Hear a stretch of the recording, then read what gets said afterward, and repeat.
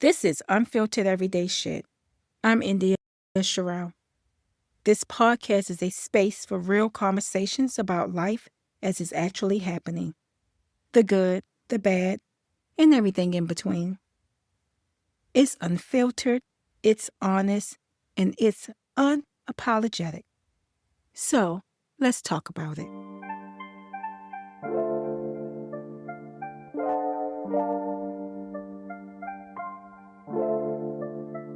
Welcome.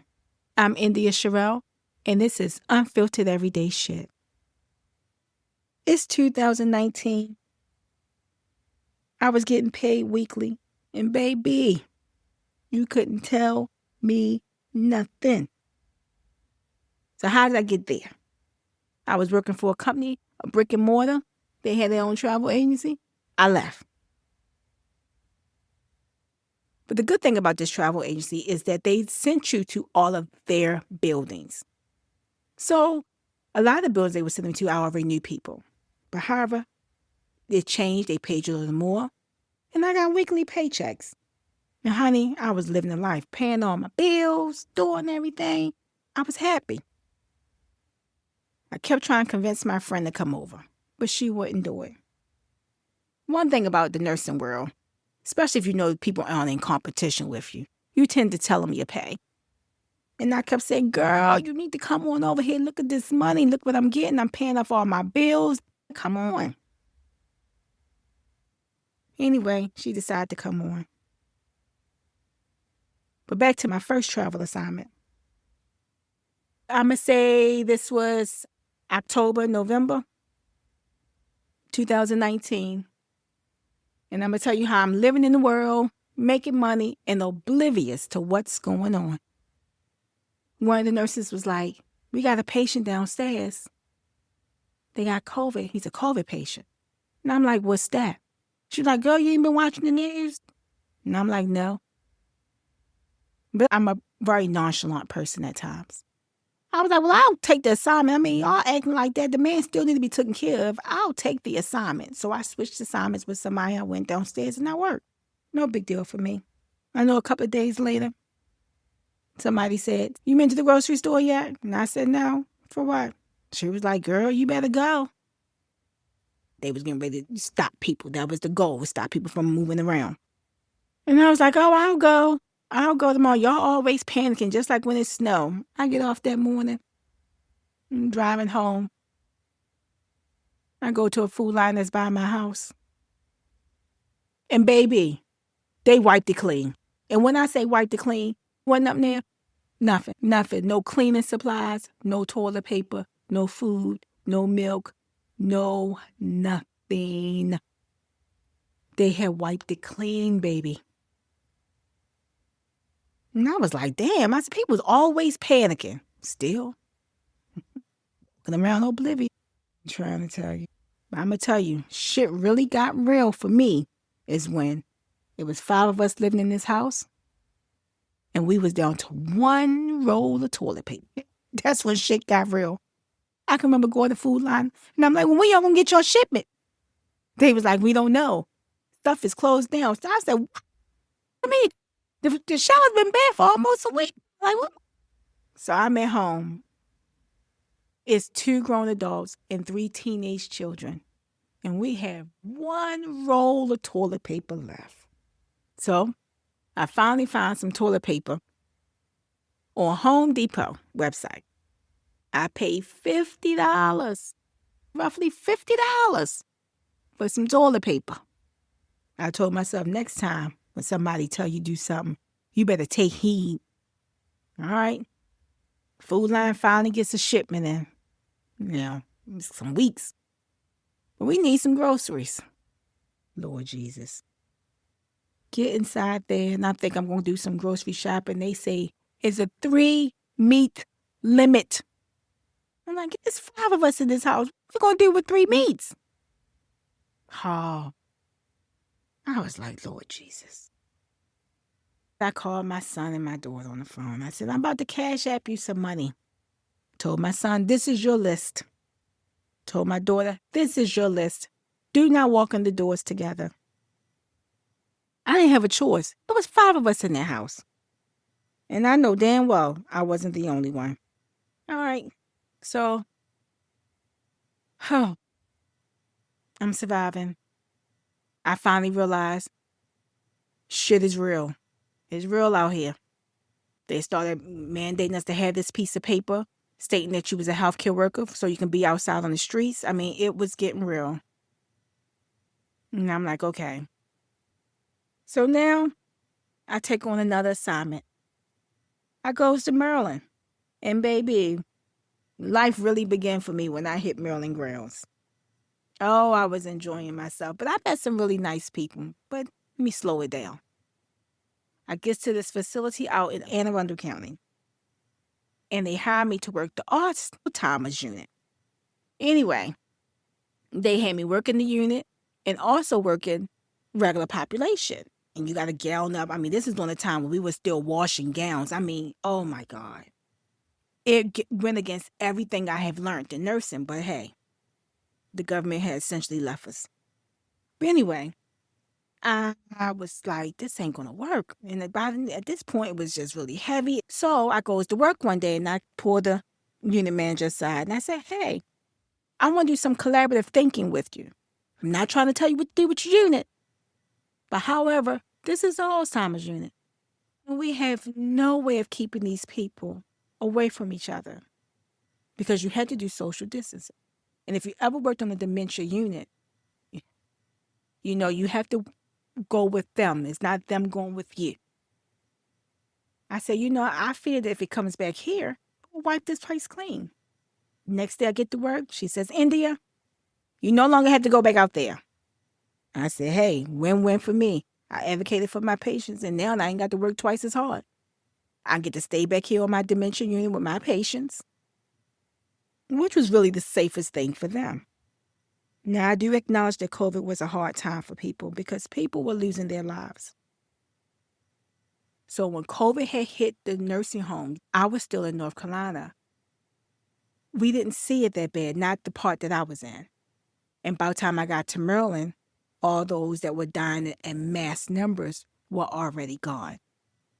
So I don't want to make light of any situation. I wasn't there to experience it. But anyway, I stayed at that assignment. I renewed it once. And it was a really good assignment. Met some really nice people. And the world was still going on for me. We were still going out.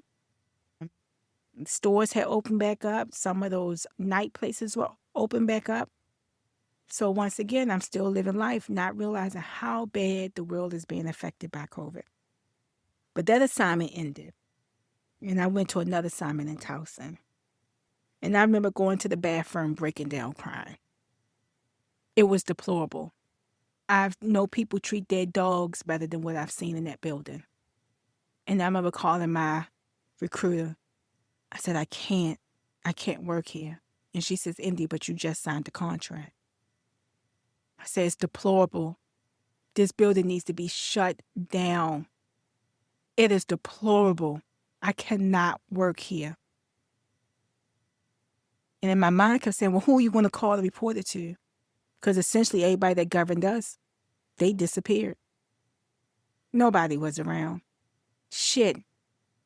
We were using gowns over and over again. We were washing gowns. We were using the same mask. It went against every rule that I was taught. But that's essentially how we were left. After the Towson situation, I left. And I said, I don't know if I can do this anymore. I don't think I want to go travel to any more of your buildings. I've only been to 2, and the 2 were great. That was the one in North Carolina and the one in Anne Arundel County. So I remember traveling back to North Carolina, getting home, and I was like, this is not for me. I remember pulling up Indeed, filling out the application. The lady called me the very next day. And we talked over the phone. We had a good conversation. We had so much in common. And then she told me, come on up. And I said, I'll be there. If anybody remember my episode, I'm Not a Tree, that's what I mean. I go. When they say, can you? I say, yes, I can. I picked up. said, I'm going for an interview. Left and went back to Maryland. Honey, I think the phone conversation was the interview. When I got up there, they was taking my blood work, and I was like, what is going on here? But I didn't know in Maryland, you got to have all your immunizations, and they want to see proof. So that was new for me. But anyway, I did what I needed to do, got the job started, and I loved it. It was such a good experience. This place was in Columbia. It was a really, really good experience for me. And I can remember working, and I was working hours, and my friends was like, "Dear, what's going on? Because you don't work." I do not, honey. I'm going to do my 8 and I'm out. But no, baby, I was busting 16s. I was giving them 100 plus. Because I was like, it's workable, it's doable. You want to know why? I don't know any other difference. So I can only speak about the 2 years that I was there at this facility. And what I seen was the patient to nurse ratio was phenomenal. The most you would have is 14, maybe 15 patients. It's doable. I come from a place in North Carolina, they was giving you 30. It's an impossible task. But at this building, I had 15 patients. And it was doable. I can do my nursing job. I can literally give each of my patients the individualized attention that they needed. And I enjoyed it. If I was on the skilled unit during those days, the most you would have is 10. If any more patients came, they brought a second nurse. You were not going to struggle. That they believed that was their money haul. And how can you cater to people if you run around with 25 patients? You can't. Rehab is a very demanding unit. But I remember I used to call my friend. I'm like, girl, you know how many patients I got? I only got 8. And she was like, that's unheard of. I was like, I know. I loved it. I loved working at that building because I could actually be a nurse and do my job. And I enjoyed it. Hey, I didn't mind giving them hours because I can do it. I mean, nursing is stressful, but we was a team. The aides was a team. The supervisors was a team. It was a really great place to work. But at some point in time, I had to go back home, so that's what happened. And fast forward to now, it is 2026. And I still keep that same motto. If you like it, you stay. If you don't, you go. It's nothing worse to go into a job you don't like and dealing with people you can't stand. You spend too much time at work. You spend too much time at work. It has to be a place that fits for you. I always tell people when it's our turn to be in the nursing home, we're going to be the generation that hoards the toilet paper. At least I know I will, because I will not, when I tell you, if I go to the Dollar Tree, I pick up 2 bags of toilet paper. If I go to Walmart, I pick up toilet paper. I don't care what store I go to. I pick up toilet paper. Because I'm trying to tell you, I will never be without toilet paper again. That's it for today. So let me ask you something. What's a moment in your life when you thought people were overreacting? And then reality said, no, sis.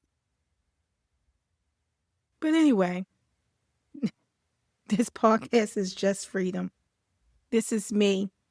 It's an outlet. It's a voice. Thanks for stopping by, and thanks for listening.